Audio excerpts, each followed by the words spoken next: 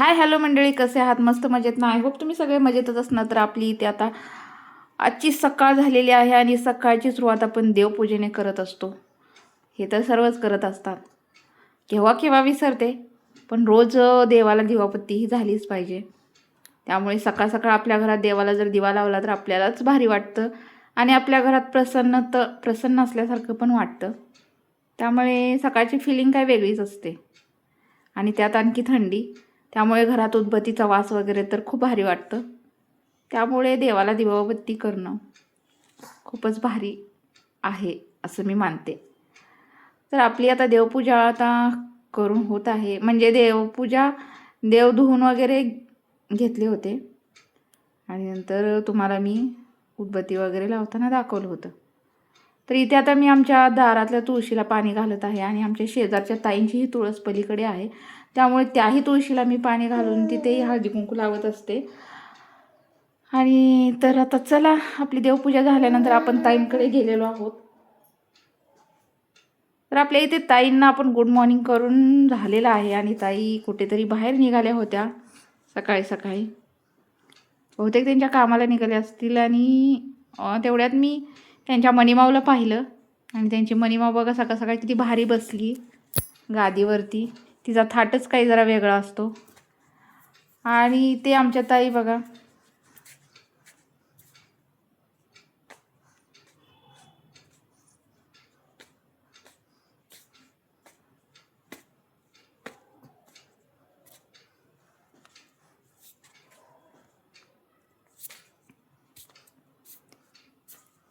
तर अशा पद्धतीने ताई तिला रोजच खेळवतात. ती त्यांची खूप लाडाची आहे आणि तिला बोललेलं सर्व कळतं बरं का. खूप छान आहे ती. आणि अशी काही सकाळ आमच्या बिल्डिंगमधली. तर ताई आता निघाल्या होत्या कामाला, त्यामुळे त्यांना बाय करण्यासाठी आम्ही थांबलो होतो बाहेर. तर त्या आपलं हॉस्पिटलमध्ये कामाला जातात. खूप छान आहेत आणि त्या गेलेल्या होत्या आणि आम्हालाही थोडं वेळाने बाहेर जायचं होतं. थोड्या वेळाने म्हणजे आम्ही लगेच निघणार होतो आणि इथे आमच्या लहान मुलीच्या अंगणवाडीमध्ये आम्ही गेलो होतो. आमचं थोडं काम होतं आणि तिथल्या मॅडम विचारत होते की हे काय करताय? तर मी म्हणाले की मी यूट्यूबचे व्लॉग चालू केलेले आहेत आम्ही शेजारी.